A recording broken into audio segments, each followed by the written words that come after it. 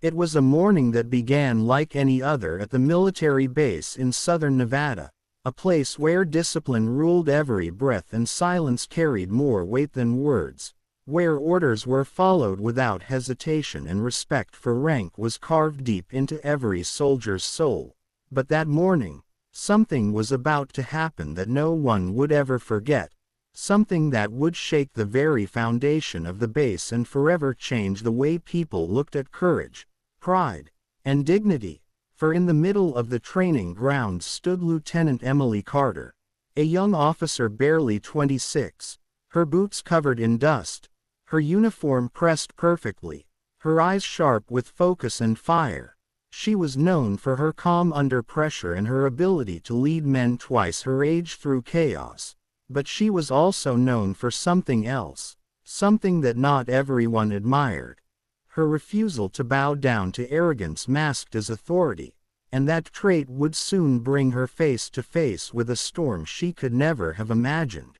As the sun rose higher and the drills began, Colonel Richard Halvorsen, a man in his late 50s with decades of command behind him and a reputation for cruelty that sent shivers down the spine of every new recruit, walked across the yard, his shadow falling over the young officers like a dark omen. He had served in wars across continents and had earned medals, but behind those medals was a man whose temper knew no mercy and whose ego demanded submission.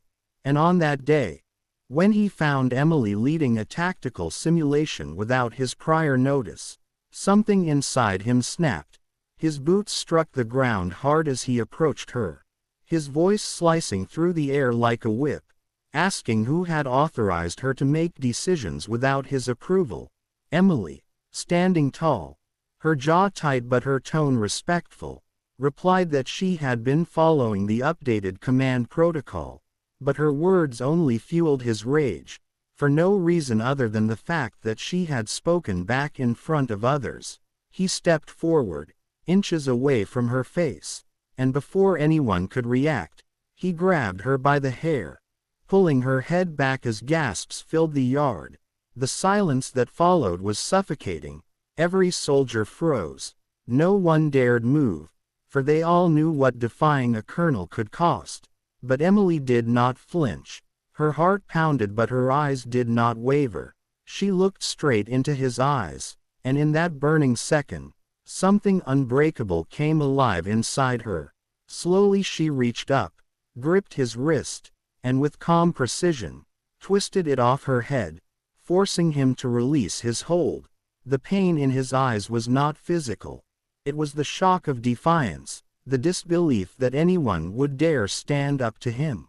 But Emily wasn't done. She stepped back, adjusted her cap, and in a voice steady as steel, said, "Sir, this uniform commands respect, not fear, and no rank justifies humiliation." Her words echoed across the field, bouncing off the walls of the barracks, hitting every heart that had ever stayed silent under abuse of power. For a moment, no one breathed, and then, slowly, like a wave, soldiers began to lower their rifles, their stance shifting as if something sacred had just been restored.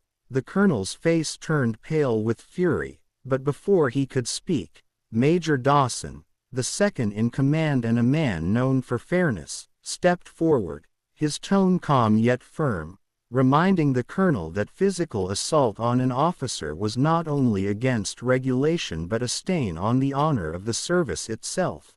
The colonel's rage was visible in every twitch of his face, but the eyes around him, hundreds of them, were no longer afraid. They were awake, and for the first time in years, his authority felt smaller than the silence around him. Emily turned to the troops, her voice now softer but commanding, telling them to continue the drill, and they obeyed, not because of fear, but because of respect. Word spread across the base like wildfire. From the mess hall to the communication tents, everyone spoke of the moment the young lieutenant had stood against tyranny. Some whispered in disbelief, others with pride, and while the colonel locked himself in his office, Reports started reaching the headquarters. An inquiry was launched quietly but swiftly. The following week, a panel of high-ranking officers arrived, unannounced, their presence sending ripples through the base. During the hearing, testimonies were taken, and even those who had once feared the colonel now spoke the truth. The footage from the training ground cameras sealed his fate, and the same hands that once pinned medals to his chest now signed his discharge papers. Emily was summoned to headquarters not to be questioned, but to be commended. The general himself met her, his expression a mixture of sternness and respect, telling her that true discipline was not in silence, but in integrity, and that her courage had restored the meaning of leadership. When she returned to the base weeks later, the same soldiers who once looked at her as a junior officer now stood straighter in her presence, saluting not out of habit but out of honor. The air at the base had changed. Respect had returned where fear once lived, and though she never spoke about that incident again, its echo remained in every corner of the grounds. In every whispered story told to new recruits, they would point to her quarters and say, "That's where she lived. The woman who taught us what real strength looks like." Years passed. Emily rose through the ranks, leading missions that brought glory and peace, her reputation reaching beyond borders. Yet she always remembered that one morning when everything changed, when she stood alone before power and refused to bow. And in that moment of stillness after the storm, she learned that courage is not the absence of fear but the defiance of it.